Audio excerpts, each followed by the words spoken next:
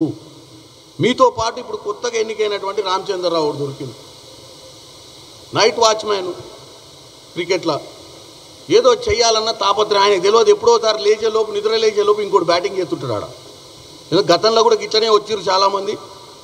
ఇక మీ ఇప్పుడు అడిగితే పేర్లు ఎందుకులే, ఒక ఆయన అడుగు ఢిల్లీలో ఉంటాడు మంత్రి, ఆయన అడిగితే ఆయన నైట్ వాచ్మెన్ లెక్కన వచ్చారు, పొద్దున కల వెళ్తే వేరే వాళ్ళు బ్యాటింగ్ చేస్తున్నారు ఆయన ప్లేస్లో. 42% రిజర్వేషన్ గురించి మాకు ఎన్నికలు పెట్టే దమ్ముందా?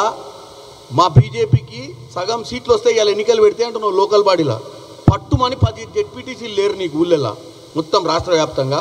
నీకు 50% సీట్లు వస్తాయని చెప్పి ఎట్లా రామచంద్రరావు గారు? నాకు తెలుసు మీరు హైదరాబాద్ లీడరు, హైదరాబాద్లో గతంలో గెలిచిరని. ఎప్పుడన్నా ఊళ్ళో పోతే తెలుస్తుంది.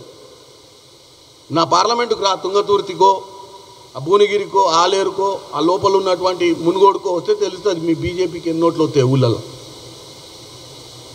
నేనేమంటున్నా రామచంద్రరావు గారు, ఈ ఇద్దరు బావబామర్దులకు నీకు ముగ్గురు కలిపి చెప్తున్నా ముచ్చట. 42% రిజర్వేషన్ మీద నువ్వు మంచి వాగ్దాటు, ఈ మధ్య బ్రహ్మాండమైన పర్ఫార్మెన్స్ ఉంది నీది అధ్యక్షునైనప్పటి నుంచి.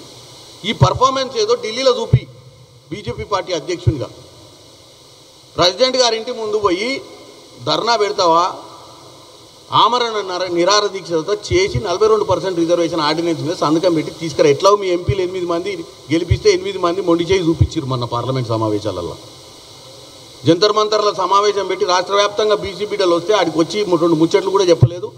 దేశం మొత్తంలో ఉన్న 50 మంది ఎంపీలు వచ్చి మద్దతు పలికితే కూడా 8 మంది తెలంగాణ ఎంపీలు ఎవరైతే ఓట్లు వేయించుకున్నారో బీసీ బిడ్డల చేత ఒక్క ఎంపీ కూడా వచ్చి మాట్లాడిన దాఖలాలు లేవు.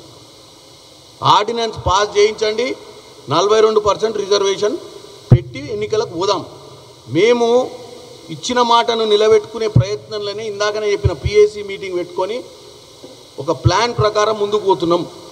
ఎట్టి పరిస్థితుల 4 గోడల మధ్యన చర్చలకే కాదు, వాస్తవంగా ఇది చెయ్యాలన్న పట్టుదలతో ముందుకు పోతున్నాం. దానికోసమే కమిటీ వేసినాం. కమిటీలో ముఖ్య నాయకుల్ని అన్ని కులాలకు సంబంధించిన వారిని వేసి ఒక చర్చకు తీసుకొచ్చి దీన్ని ఎట్లా చేయాలనే దాని మీద ఒక అవగాహన 26వ తారీఖు కల్లా వస్తున్నామని చెప్పినాం. దానికి ఆవేశపడిపోయి నువ్వు ముందే వీళ్ళ చేత కావట్లేదు, దమ్ము లేదు, ఓడిపోతాం అన్న భయానికి ఎన్నికలు పెడతలేదని చెప్పి రామచంద్రరావు గారు మాట్లాడడం చాలా విడ్డూరంగా ఉంది.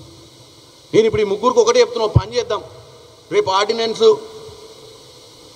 42% ఓబీసీ రిజర్వేషన్స్ వీటన్నిటి గురించి మేము చిత్తశుద్ధితో చేస్తున్నాం. మీకు చిత్తశుద్ధి ఉంటే మీరు ఈరోజే డిక్లేర్ చేయండి, మీ 2 పార్టీలు 42% రిజర్వేషన్ పార్టీ పరంగా మేము ఇస్తున్నామని చెప్పండి. సమస్యనే పరిష్కారం అయిపోయాయి.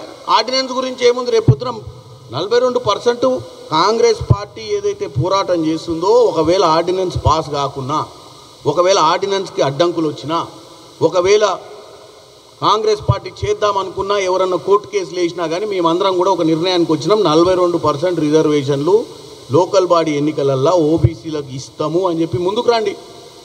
పోనీ ఆ చిత్తశుద్ధన్న ప్రకటించండి, ఊకే ఆ సొల్లుబొల్లు మాటలు మాట్లాడకుండా. అదైతే మీ పార్టీ నిర్ణయమే కదా, దీనికి రాజ్యాంగ నిపుణులు అవసరం లేదు కదా.